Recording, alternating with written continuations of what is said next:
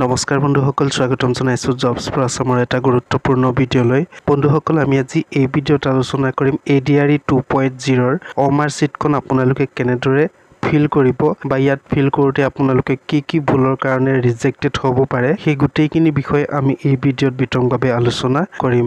So বন্ধুসকল, আহক ভিডিঅ'টো আৰম্ভণি কৰোঁ। বন্ধুসকল, যদি আপোনালোকে ADRE 2.0ৰ গ্ৰেড 3 আৰু গ্ৰেড 4ত যদি আপোনালোকে ইতিমধ্যে অনলাইন জৰিয়তে আবেদন জনাইছিলে তেতিয়াহ'লে আপোনালোকে ইয়াত অমাৰ ছিটখন ফিল কৰিব লাগিব। তাৰ কাৰণে আপোনালোকৰ এক্সাক্ট এনেধৰণৰ অমাৰ ছিট আপোনালোকক দিয়া হ'ব। ইয়াৰে যদি আপোনালোকৰ ফাৰ্ষ্ট যদি চাবলৈ যায়, ইয়াতে আপোনালোকৰ প্ৰথম ৰোল নাম্বাৰ ঘৰ থাকিব, দ্বিতীয়তে আপোনালোকৰ কুৱেশ্যন বুকলেট নাম্বাৰ, ইয়াত আপোনালোকৰ যিটো কুৱেশ্যনত বুকলেট নাম্বাৰ থাকে সেইটো দিব লাগিব। লগতে আপোনালোকৰ ইয়াত বুকলেটত যিটো আপোনালোকৰ সিৰিজ নাম্বাৰ দিয়া আছে সেইটো আপোনালোকে ইয়াত ফিল কৰিব লাগিব। লগতে আপোনালোকৰ ইয়াত সাবজেক্ট কোড আছে, সাবজেক্ট কোডখনো আপোনালোকৰ ঠিক তেনেদৰে ফিল কৰিব লাগিব। বন্ধুসকল, ADRE গ্ৰেড 3 আৰু গ্ৰেড 4ত এক্সামত যদি আপোনালোকে বহিব বিচাৰে, ইয়াৰে যদি আপোনালোকে অমাৰ ছিটখন যদি ভালদৰে ফিল নকৰে তেতিয়াহ'লে আপোনালোকৰ ইয়াত অমাৰ ছিটখন ৰিজেক্টেড হ'ব। বন্ধুসকল, ফাৰ্ষ্ট টাইম আপোনালোকৰ এডমিট কাৰ্ডখন ৰোল নাম্বাৰ চাব লাগিব। তাৰ পাছত আপোনালোকে ইয়াত ৰোল নাম্বাৰ বুলি দিয়া আছে, তাত আপোনালোকে সম্পূৰ্ণ ধুনীয়াকে ফিল কৰিব লাগিব আপোনালোকৰ ৰোল নাম্বাৰ। ইয়াৰে বন্ধুসকল, যদি আপোনালোকৰ 1 নম্বৰ হয়, তলত যিটো 1 নম্বৰ ঘৰ পৰে তাত আপোনালোকে গোল চিন মাৰিব লাগিব। লগতে ইয়াত যদি 8 নম্বৰ পৰে, আপোনালোকে 8 নম্বৰ ঘৰত গৈ এনেধৰণে গোল চিন দিব লাগিব।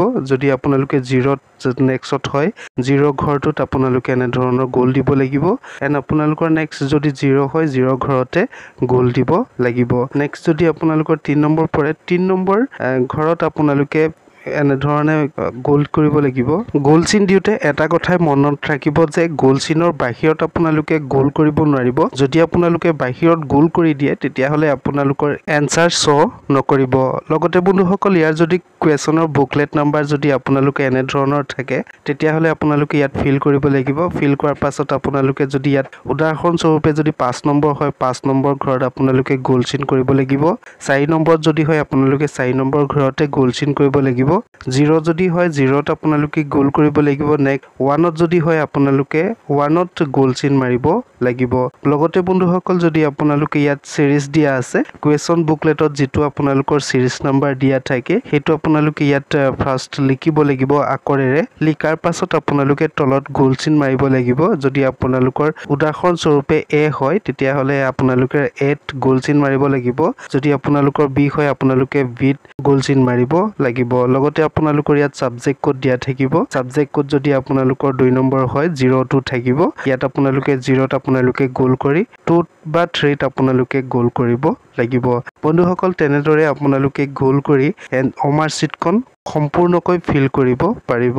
বন্ধুসকল, যদি আপোনালোকে অমাৰ ছিটখন যদি ফিল কৰিবলৈ লয় বা অমাৰ ছিটখন যদি আপোনাৰ ওচৰত দিয়ে তেতিয়া আপোনালোকে লগে লগে কেতিয়াও ফিল নকৰিব।